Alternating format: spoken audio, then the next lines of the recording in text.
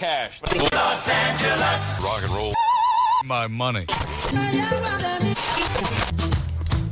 When will they stop? Well, now. Long Beach, clear skies. And now, on with the show. Absolutely. It's Mornings on the Beach, hitting you between the ears right here Saturday, Sunday morning for your infotainment enjoyment. I'm Danny Lemos. I'm Mike Stark. I'm Melanie Ray. Today on the show, we've brought him back. Jacob Sisneros is here from the Long Beach Post. Yay. And we're going to go through a lot of things here, including some reports he's done and some rumors around town. We're going to see if we can get some clarity for you out there. Joining us later in the show is Andy and Renee as they tell us about the 36 times they've done it. Whoa. The 36th annual Dylanfest coming up next weekend. Oh, that's wild. Speaking of this weekend, right? And it's Pride Weekend. Absolutely. Woo! Hey, What are you going to do? Well, we're going to march. We're marching with my friends bringing bubble guns. We've got a brand new banner. You can't miss us. It's going to be awesome. And Yes. we're going to have some of our show hosts out there marching, and we'll see you out there for sure. Yep. It's one event that we don't have to worry about getting a crowd out for. Yeah, right. 80,000 people are rumored to show up for the Wow. parade. Yeah, so that's Wow. pretty great. And you can find 80,000. Yeah, Wow. 80,000. It's one of the biggest prides in California. That's I read cool. that in the Long Beach Post. Oh, we love it. Yes. I did. Well, let's start with Jacob right here. Welcome back to the show, Jacob. And this has been an interesting week, obviously. And the fence around the library. As we saw your article in the Long Beach Post. Well, take us through that for a little bit. I did. It's a read hot that topic. article. John noticed it first in March when they started putting it up. I guess it's money that got approved in, I forget the year, fiscal year 25 or something like that. And then they finally got around to building it. It's funny, I was researching it for the article I wrote, and they went back, the director of library services said, oh, we're going to have something, a barrier. I don't want to call it a fence. We might have planters. We might have pots. And then, of course, they put up a fence. It looks like a fence. Yeah. And the other thing, too, is I did not know until I read your article, because everybody knows it's the library fence to keep the homeless out. That's just how people refer to it. They don't want to call it a fence. It's not that's not what their intention, what they're saying is. Yeah, It's different, right? City officials say it's a children's terrace, so they can use the back part of basically Lincoln Park for children's events and book fairs, all the like. But it's pretty clear who they're trying to keep out, who they're kicking out of the shade, because it's a pretty. I mean, it's a popular spot to congregate. It's one of the only public spaces you can go in and be undisturbed, have it be quiet. You got running water, you got a bathroom, you don't have to buy anything. You know, they're using their time in there to go on the computer, read, and you know, if they want to hang out outside, that's more than their prerogative. Yeah, it's a state building. Yeah. It's public property. There's public transit right to it, Yes. right out in front. So And it was made for that reason. Exactly. Put right where it is because of that. And it's like, what, $40-something million building? $48 million. Yeah, I think opened in 2019. Yeah, and they are saying, you know, first of all, the optics of there's a horizontal bunch of bars. That's what the fence is made out of. So we put kids behind bars. Don't look good. Yeah. But, you know, the structure that was there before, if any old Long Beachies are here, was used the same way by the homeless population. It was underground, though. The main library was underground. So when you drove by it, the optics weren't as bad, but it was the exact same. It was the exact same scene. It isn't a new problem necessarily. And, you know, obviously that's where people are going to go if they need to. They need to be someplace all day. Yeah. People need to be all night, you know. That. I'll tell you what, why don't they build the space between the Port of Long Beach building and the park, the library? Why don't they make that like a place where you can hang out? Yeah. Well, they need a space where they're doing trash pickup and have restrooms. Yeah. I mean, like if you can have Coachella, how many people are at Coachella? Right, exactly. With bathrooms and food and security and this and that? Like a bathroom was part of this article because apparently they were originally planning to put, or they'd like to have. Yeah, so some of the homeless organizations in town. Basically, the angle for the article, because we're looking for a way to write about the fence. You know, anybody with eyes knows its intention, but we can't go out and say that. That's not the job. It's to get info and let people decide for themselves. So went to journalism. Yeah. So wow. Absolutely, I love it. Journalism! It gives me the shivers. It's a dying art with social media. I know. It has our own version of the truth. So we try to keep the facts in there. But that's funny. I won't bore you with the details. But basically, this committee of volunteers with a background in tenants' rights and homelessness, all sorts of background, they meet regularly to advise the city on matters related to homeless services. And a meeting I went to, their policy subcommittee meeting, they said, yeah, this fence was never run by us. We have no idea why. That's what we're here doing. And as part of the meeting, they were kind of questioning their existence, because they said, for months and months, we've been trying to get the city to buy a mobile shower unit because the multi-service center doesn't offer a shower right now. It's undergoing repairs for water damage that was in the roof. So they have to bus people to the Long Beach Rescue Mission from West Long Beach to the rescue mission. So they said, well, why don't we buy just a mobile shower unit and put it downtown? I think this plan was already in the works before the multi-service center went out. And they got told recently by the city, oh, we don't have funding for that. Right. And they're saying, well, here's $790,000 you spent on a fence. On the fence, yeah. It seems like it could pay for something. At least one restroom. At least one restroom. Yeah, one I shower. mean, they need toilets. You know what I mean? They So need where's toilets that- and trash pickup. And Where's that disconnect? Yeah. Is it just like, we got the money, so we'll take care of this without consulting? Yeah. And part of it is we, always give the city a chance to comment. And so I'd asked the spokesperson for them. And they said, oh, well, we don't usually ask their input on how we use the library space. Well, when it directly relates to the people hanging around the library, I think I would ask them. Yeah, me too. yeah, that bureaucracy That is for you. it's so strange. So But again, it strikes me funny that here we have a major problem everybody knows about, homelessness. Yet we're putting Band-Aids on everything, Right. it seems like. Right. Right? doesn't it? Yep. Yeah. Yeah.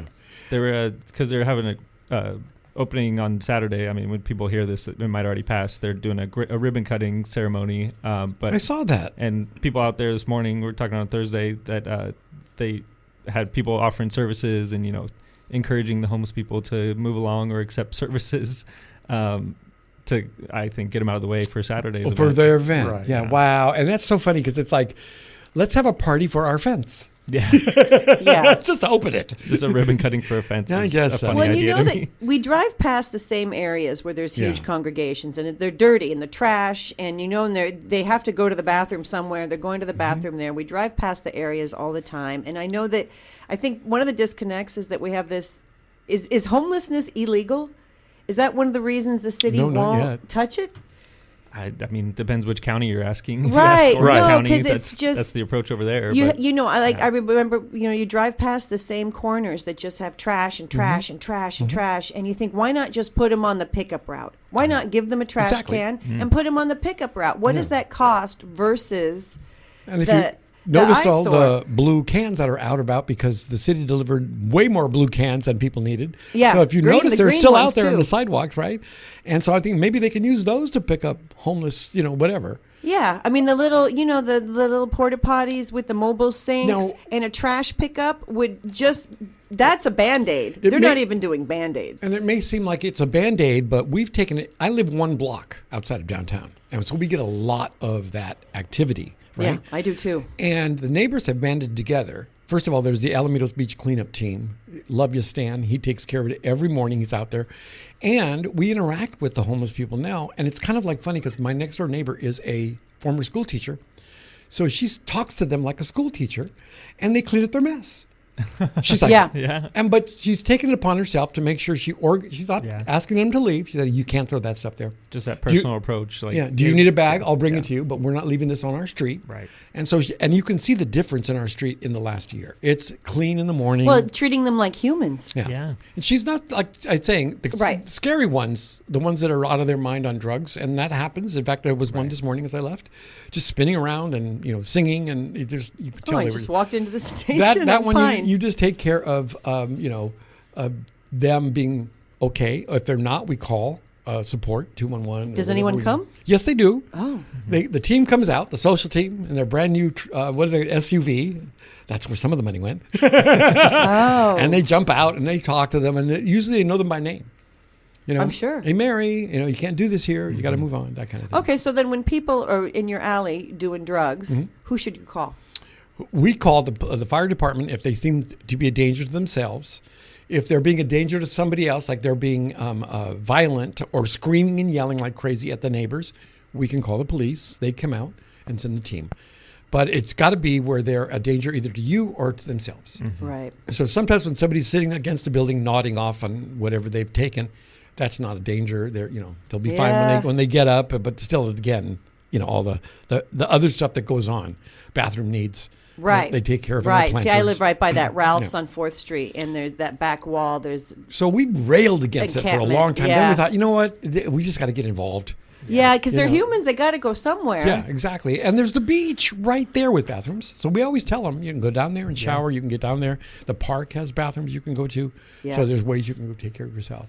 But while I have you here, I'd like to discuss some of the things that we heard in the past week, and see whether or not there's any truth to them or you know anything about them. And let's see, spin the lucky wheel. It was like Snopes. Okay, yeah, this one lands at, somebody said the Bonds was closing at Broadway and Atlantic. Oh, you didn't hear about anything of the sort. It was on Next Door Neighbor yesterday, but that's unverified. That's the only grocery store around that area. That freaked me out. Yeah. That's where I do a lot of mine. Yeah, that's one of them. The other one, let's see. And I think this was in the Long Beach Post because we've heard that the mayor was not going to attend the debates. Yeah, I believe that's true. I'd have to look into it, but yeah, John, there's not a whole lot of reason for him to. Yeah, interesting. You can only hurt his position. Yeah, and we found out here that having him, because he's running, means that we'd have to invite all the other candidates. Right. Thank you, Brendan Carr from the FCC. Right. Because we don't want to run afoul of that. Yeah. So having him means that we're now going to invite everybody. Yeah. I think we should invite them all at once. Yeah. And then invite it out on the air. Yeah. That sounds fantastic. We have some hard hitting questions. And the other one we had this past week, let's see.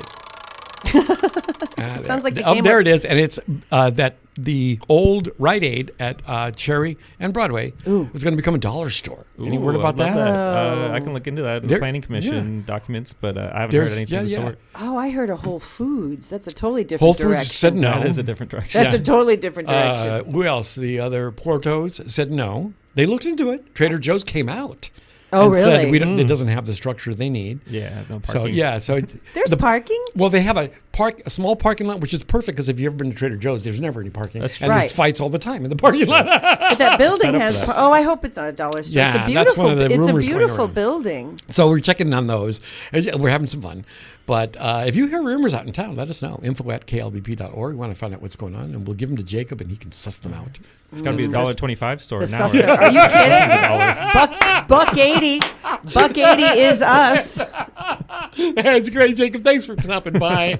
It's always a pleasure to have you here. Love a good rumor. Keep them coming. Yeah, I will. I promise. If we'll make some up, actually, we should do a game Ooh, with the that's staff fun. of the Long Beach Post. Is it true or is it not true? That'd be a lot of fun. Well, thank you so much. Thank you, guys. In the meantime, it's time for a little music. For Yeah, Pride brand new Weekend. music from Taj Mahal and his band called the Phantom Blues Band. And this is a song called It's Your Voodoo Workin'. It's Your Voodoo Workin'. It's Taj Mahal, and you recently saw him in person. Yeah, we went down to the Tedeschi Trucks Festival in Florida last month. That's why I was gone for a week. And they were part of the That's awesome. part of the lineup. And Taj Mahal's been around a long time. Yes, and I was he's- surprised. He still rocks it, Wow. even though he sits through the performance. He's an older gentleman now. So When I saw Ella Fitzgerald, she sat through the last performance I saw her. She sat on Oh, a bar wow. stool. You saw Ella Fitzgerald. Yeah, on a bar stool at the Hollywood Bowl. Yeah. there you go. Right on. Mornings on the Beach is with you for Pride Weekend Yay. here in Long Beach. And we're going to have a contingent marching in the parade. Woohoo. If you're counting, we're number 93. And I think there's 153 Okay. entries. So kind of a third, Yeah. 2/3 through. Yeah, if right? you're expecting to see us, you'll see us around an hour into the parade. You'll Yeah, see us stick passing around. by. Stick around. Yeah, it's great. And it ends right at my house, which is going to be kind of Oh fun. yeah, There you you go. stagger in. Bye. Party at Danny's. It will be fun. The post Pride death march is something I'm very familiar with because you're not going to get a lift. You got a good buzz going, Yeah. maybe more. You're You right. Stagger back. It's an all day thing. I was inviting a friend like, oh, come walk with KLBP, and she goes, oh, afterwards I'll go do this, and I was like, oh, there's no after. Yeah. Yeah, but this one is really incredible. And this is a story about two brothers, right, from India, who are both working for security agencies in Washington. And they had been up to no good, apparently. And when they were found out, what they were doing was they were going into people's records and stealing their data so they could later apply for loans. They could get other other things that belong to this person's account by basically impersonating them. They were doing this on the side. Somebody found out, they called them to task, and they got fired. However, that's not the end of the story. So what they didn't do, one of the brothers was let go at 11:49, and the second brother was let go at noon. But between the time the first brother was let go and the second brother was fired, the second brother still had access to his accounts. So he deleted 96 government databases before he left. Wow. Now, what he said was, he was in a conversation, they found this, in a text chat conversation with somebody else, they haven't identified who the other person is, saying, hey, if we do this and we get rid of these logs, they can rebuild them, right? And the other person says, yes, they can. They can rebuild them. So it doesn't seem to be a terrible crime. It just seems like a prank, right? Uh-huh. Until he said, but if you enter this command, and it's a string of digits, then they won't. He deleted the Homeland Security files. Oh, Yeah. Wow. 96 of them, and other organizations as well. And then is said to have absconded with private information for 400 people that he's taken away. So now they went to his home. He actually joked about it online, saying they're going to come and raid my house, which they did. Yeah. 3 days Yeah. later. They got all his electronics, and now he's in jail. Both of them are. They're twin brothers, right? Something else. I just thought to myself, wow. So the ravage that started with Elon Musk and Doge continues on. Well, But luckily, we've got this crack team of leaders running the government Yeah. and defending us, so I'm sure they'll take care of that. and I bring it up only because you probably didn't hear this anywhere. Right. I had to really look for this story when I saw the headline and went, wait a minute, what is this about? Yeah. This is just something else. Why and how does this go on? I know. Crazy. Yeah, no. I mean, it when you get up in the morning, it usually, how do you feel? Because I'm thinking to myself, am I the only one that feels like they just been sucked through a straw? It's called the Trump administration. yeah, the dread. I remember this from the first round. too. That like you wake up every morning and you realize who's in charge and you go, ugh. Yeah. And then for 4 years we had a break. Remember when Biden got arrested, got elected, and we just and then we just went back to work. Like he wasn't. You didn't talk about him every day. It was just like we went back to work. We went back to work. I'm looking forward and to blah that. blah blah blah blah. And now we got like every day. It's like, what is it now? Who did you threaten now? Well, now Colin Jost, the comedian from Saturday Night Live, did you hear about him yesterday when he said? He was in an interview in a podcast. I did see his Pete. I love his Pete Hegseth. Yeah. Yeah, he does a great job. But the podcaster says, what do you think about the whole Trump presidency? And he says, as he's leaving the podcast, he's going to get another 4 years, third term. And the podcaster says, you're joking, right? And he goes, actually, I'm kind of not. Because there are ways he can maneuver that if he wants to. He gets everything he wants. And that was his point. We can't take anything off the table. He gets whatever he wants. Right. And, how does he have such sway? Is it, and if you're out there listening and you have an answer for this, please get in touch with us. Trump voters aren't listening How do to you us. know? Well, there might be people who knows how he can hold sway over such a large group when it's clear that some of the things he's doing are damaging members of that group.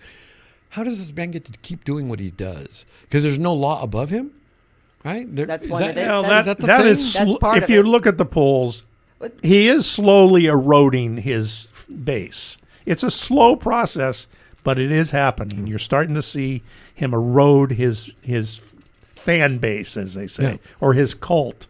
And lately, he's been looking a little old. Oh gosh, his face is falling off. Oh, I know. It's kind of melting away. Yes, it's falling off. It's just like a square on top of its shoulders now. man. Well, have you seen the posts that say someday we'll wake up and we'll hear about his death and be happy? And we all know what the reference is. Right. It's, you know what I mean? Yeah. It's in the polls, who's polling all the time? I've never gotten a call from a poll. Actually, I do on my email all Do the time. you? I get these, Yeah, I we do want too. your thoughts. And I'm always delete 'em. suspicious. Yeah, I'm always suspicious of who's sending this out. Maybe I'm talking to the enemy. Well, and that's why, and also the polls are a lot of times presented to older people who are generally more Trump-esque. Right, exactly. So if you see these polls and it shows that they don't like him anymore, then But he's in the position now where he already has all the power. So who cares who likes him anymore? Yeah, and then not only that, but he's, almost 80, right? And he can't take any of the stuff with him. So why does he care about enriching himself, suing the IRS, and getting our money, $216 million of our money? Because it's a game, and so he can call himself a winner. You know, when he's like, you're going to get so tired of winning. Well, he's winning. Yeah, I hope they put a urinal receptor on his gravestone, because there'll be a lot of people standing in line. Remember when people kept people with his star? They All in the kept, Walk of Fame. Oh yeah, Yeah. That's great. And did you see the gold statue in Florida? Oh my God! They've toilet papered it. They peed on it. They've written stuff on the base. Right. Not a lot of people in Florida are Democrats, and they still hate this man. Yeah. So hopefully, Mike, that's the swell we're talking about. I think it's starting to happen, but it's painful for the rest of us. Yeah. we still got 2 more years of him. Well, Regardless. you hope that's all we have of this man. Just remember, if we don't have him, we've got Vance. Yeah. Well. Vance, though, he doesn't have any pull with the cult. Yeah. No, he doesn't. Yeah. He certainly doesn't. They don't like him. Yeah. My neighbor, though, we have a bet with my neighbor because she says that she doesn't think he's going to survive his presidency, Trump. So we'll see.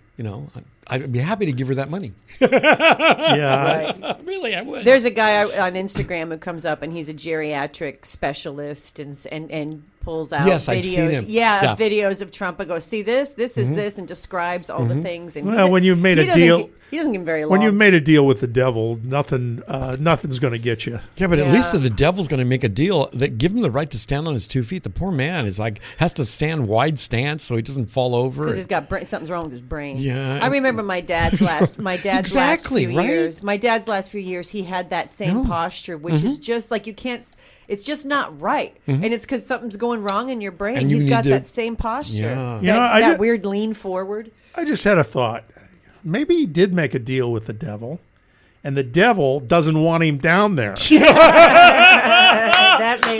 That makes the most sense of it. Absolutely. This morning. That's why he keeps getting his way. It's mornings on the beach. A little music to take your mind off what we just talked about. How about some Mumford and Sons? Oh, I love them. New music from them with some help from Chris Stapleton. A song called Here. All right, that's Mumford and Sons, song called Here with a little help from Chris Stapleton. And joining us now are a couple buddies of mine. We've done podcasts together. We've done all sorts of things together. They're just Southern California's hardest working duo musically. They do live YouTube feeds almost weekly. Wow. We can talk about that. Yeah. But they're here to promote for the 36th year. Whoa. Wow. They're doing Dylanfest in Torrance. I know you've gone over this many, many times, but explain how this all started. Yeah. Well, back in 1991, when Bob Dylan turned 50, Renee and I thought, we'd better honor him and his catalog soon before it's too late. Yeah, he's so old. He's 50. Yeah, really? So now, 36 years later, Wow. we're older. We're all older than he was then, and he's still touring and still, playing his new album. That's unbelievable that he's still out there. Go Bob. Yeah, really. Good help. Hope for all of us. I just want to know why he doesn't want to go home. But that's a question for another day, I think. Well, he's got a song that says, "Let me die in my footsteps." So he's just dreaming it into existence. Yeah, wow. The first one was just our band call, and we just did like a whole night of Bob Dylan songs at the smokiest bar in the South Bay, the Hermosa Saloon, and 4 hours of Dylan, and people dressed up as characters or things from Bob Dylan songs, interpretations or misinterpretations of lyrics. So it was super fun. And then we decided, well, maybe we should keep this thing going. So it didn't start off as a predetermined annual event, but it has become that for sure. Yeah, and I've been to many of them, and they're just a blast. It's a day out in the sun with a lot of great people, and you bring people in from all over the world, literally, to do Bob Dylan covers. That's amazing. And every song is done by a different artist, with Andy and Renee as sort of the backup and the foundation to the whole thing.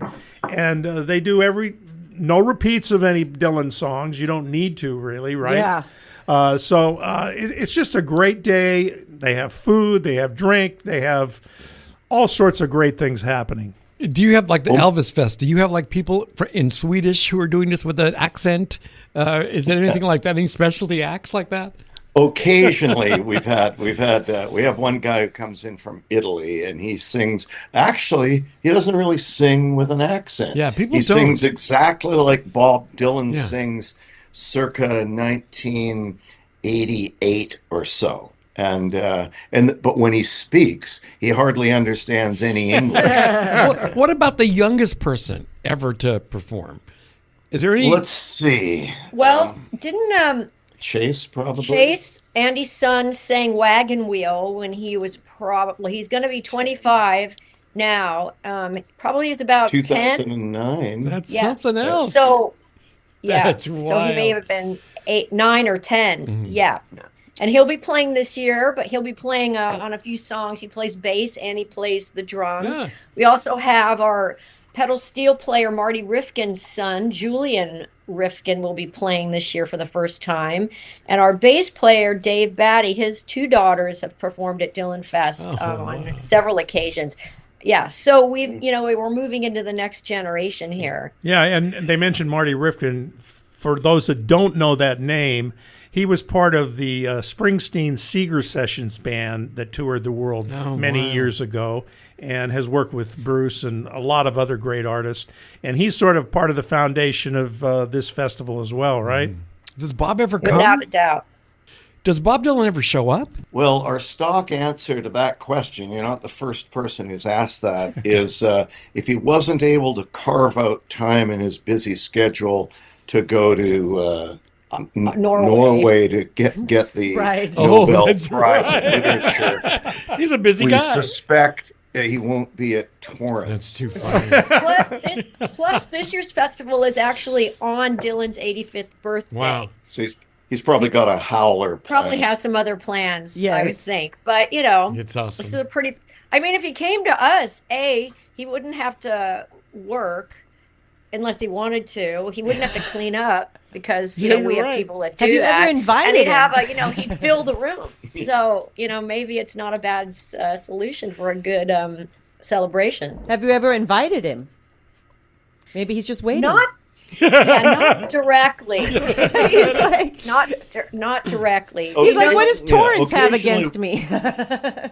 Occasionally, we meet somebody who's met him somewhere along the way, and they are friends with his niece or something like that. But I don't think he's ever heard about it. Something if he did. Why don't you give us the details? Yeah, Because yeah. we've been talking about it. Give us the details of the event. Okay, and then I want to touch on something you said a minute ago, Mike, about what songs we'd play. Okay. But the details are doors open at 12 o'clock. Well, first of all, it's Sunday, May 24th, which is Okay. the Sunday of Memorial Day weekend. The doors open at noon, and the music starts at 12:30, and it goes all the way until 8 or 8:30. So we get through about 64, 65 songs. No repeats, as Mike said. And our band Hard Rain is the house band, and we're a 9-piece band, complete with 2 drummers, not at the same time like the Grateful Dead, but separately. And pedal steel, 2 electric guitarists who also play mandolin and banjo and acoustic. Andy and I both play acoustic and play keyboards. We've got Bob Malone, who toured for a decade or more with John Fogerty. He'll be on organ as well as doing his own songs during the show. Jeff Delisani on the sax. And then we have lots of other guest musicians who come up and play a myriad of other instruments as We'll well. have a violin player for Hurricane and a couple other songs. Cello, auto great. harp, accordion. What's the venue for it? Where does it take place? It's at the Torrance Cultural Arts Center. So if you've ever been cold for jury duty or been arrested in the South Bay, you know where the Torrance City Hall is. And it's a beautiful outdoor plaza with a big stage, and Beautiful. there is sunshine, but there's a lot of shade Good to as know. well. So we're kind of covered on no matter what. And there's food and drink available for purchase, as well as lots of merch for Dylanfest, as we do new every year. You want to talk about the set list, Andy? Yeah, you had mentioned it, and we did a funny. Every year we make sure there's no repeats, which Renee mentioned. But the catalog is so deep that the list of songs that we just can't get to is longer than a regular set list. Wow. on any other night. And just the other night at one of our regular shows, we have a Thursday night show at a place called the Banana Leaf on Pacific Coast Highway, and just for laughs, we said, well, we're going to do some songs that didn't make this year's cut, and we played for about an hour and 20 minutes. No, hour and 40 minutes. Hour and 40 minutes straight. And then we just wanted to have a break. We could have kept going. Wow. But there was just song after the catalog is so deep and profoundly moving that it's really an editing process. That's wild. That's great. Yeah, and every year at least one song gets played that has never been played at any other Dylanfest. That's wild.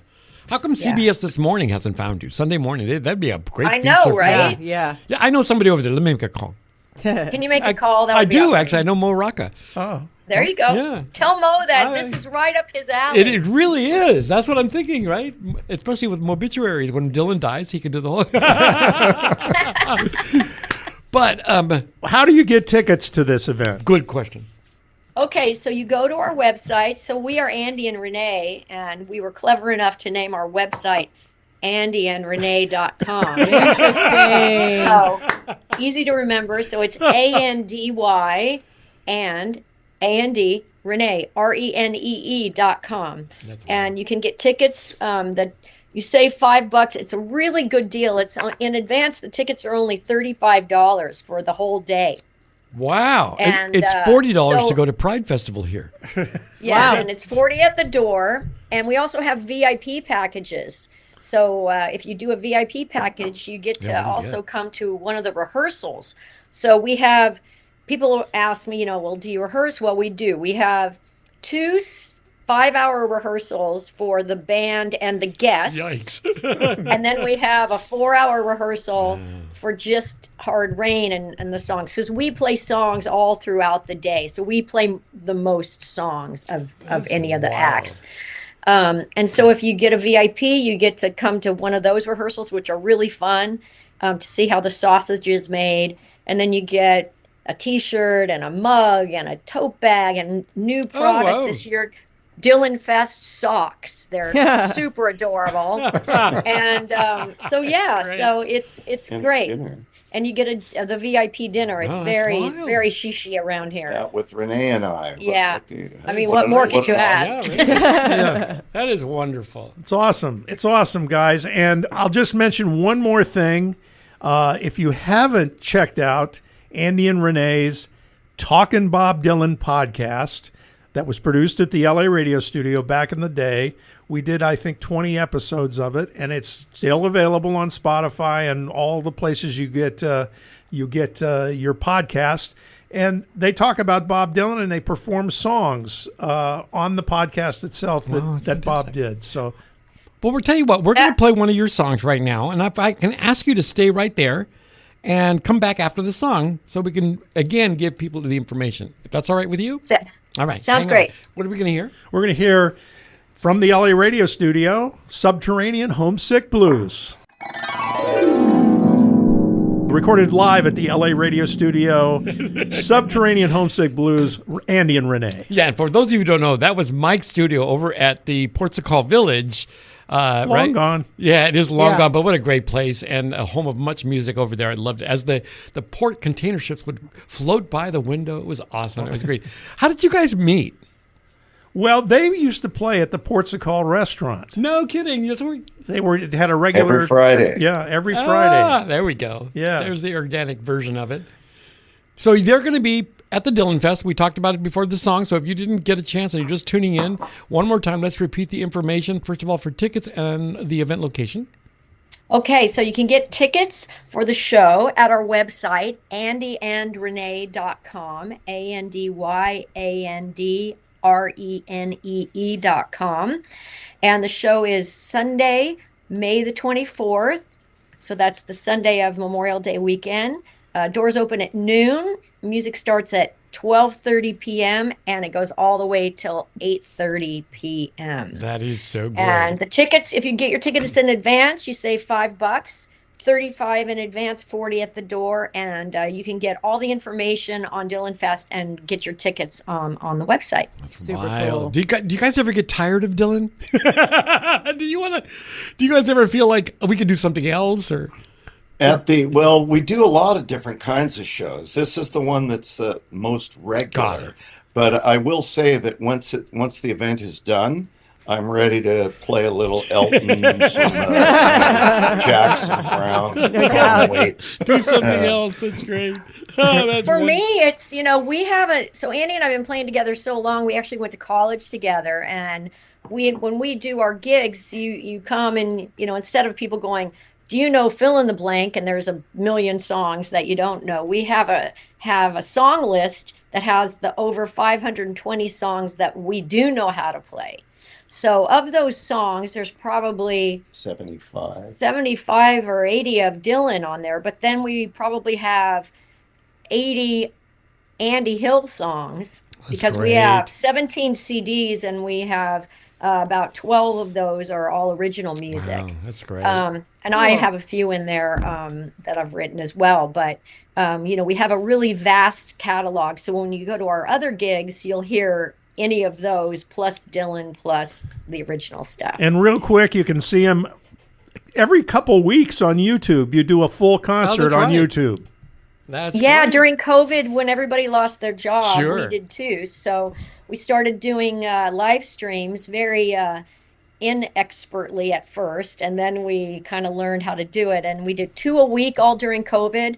And now we're doing them maybe once a month or so because we've got so much other stuff going on. But we just did our 257th last Saturday. And these aren't short little things. They're Right. a couple hours. That's great. So, 2-hour shows, and they're all viewable. Pretty much all of them are archived on our YouTube channel, which is just YouTube/Renee Safier. That's me. And there's a link on the website to the YouTube channel. They're free. You don't have to pay for the privilege of watching. We put up a little tip sign twice a show, and that's how if you want to throw a little something to the musicians, that's how you do it. Oh, that is excellent. I just think this is so great. We got to figure out some way to maybe are they expensive?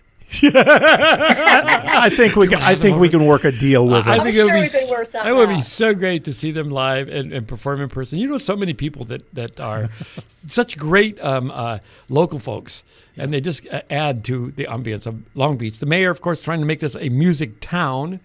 So we're going to be working with him on that promise to make this more of a music town, especially for 2028.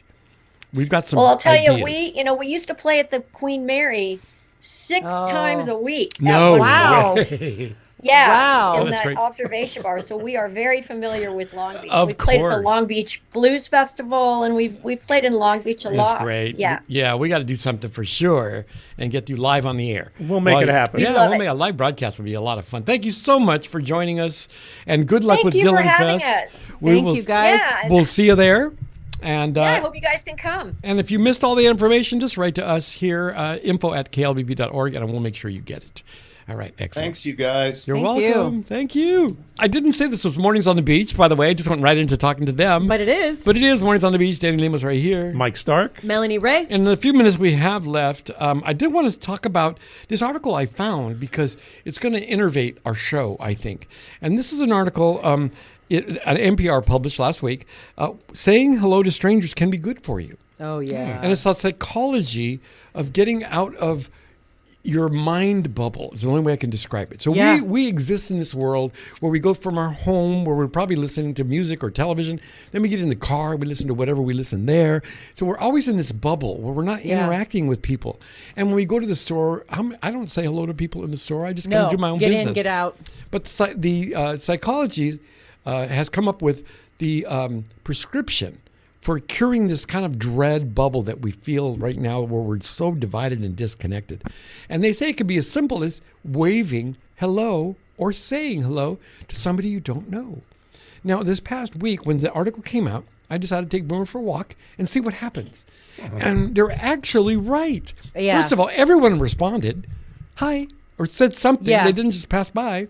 And then this one woman stopped to me, and then she started talking about my dog, and then we talked about her daughter. And I walked away and said, that was a cool moment. Yeah. And I realized that my mood was elevated. Oh, we're so hungry for it. Yeah, we are. Yes. So I recommend, and try it once this week. Try to say hello to somebody you don't know and see what happens. You may be surprised that they're kind of lucky, they like it. Yeah, the faces light up. I'm only laughing because my wife is very good about that. She talked to everybody, right? She talks to everybody, and then if they don't respond, she goes away mad. So if you see Paulette out there, The nerve, you gotta say hello. The nerve of those people. Yeah, my dad was one of those people that would talk to anybody, and I inherited that trait. I can talk to anybody, but I do realize that sometimes I just don't. So I'm making just a little teeny bit of effort to get out of your comfort zone. It does pierce that bubble. Yeah, we are all on these bubbles. And the thing too about your phone. So like I'm listening to music in the house. I get in the car, the same music comes on my car because it's wired like that. You know, Right, you put on exactly. headphones, the same. And then you travel around and you're in your little and bubble. then you scroll and you this and you that, and everybody's doing the same thing and feeling just as lonely. Yeah. And so what's great is to throw in a compliment or something, you know, because I'm gregarious. I'll say, you know, that color looks really good on you. And then the person reacts, right? Oh, well, thank you. You know, that. And then her husband looks at me like, but I like it. I enjoy it. For a person like me, even though I seem like an extrovert, I can move through the world like an introvert where I don't talk to people. Yeah, it's kind of that's kind of the default now. Yeah. And because we're afraid of each other. Yes, that too. So, you know, we're all one. We said that again, and we're going to keep underlining that. We are all on one planet and one people. Yep. So on a planet that God didn't build walls in, why are we walling each other off? You know, we're just going to be part of this. And the other thing that I found inspirational this before we get out of here was the notion that, let's say you're angry at somebody, right? Mm-hmm. And you have that moment where you think, God, I didn't like to act that way. I really wish you didn't do that. If you could take a second to realize that you're not that person angry, you're actually the person observing you being angry. It takes that one step back and allows you to step in between yourself and a reaction. You're not unhappy. You're the person noticing that you're unhappy. There's a certain spirituality that's available to you that's behind that thought. Meaning I'm connected to whatever's the greater power. I'm not this person on the planet having a bad day.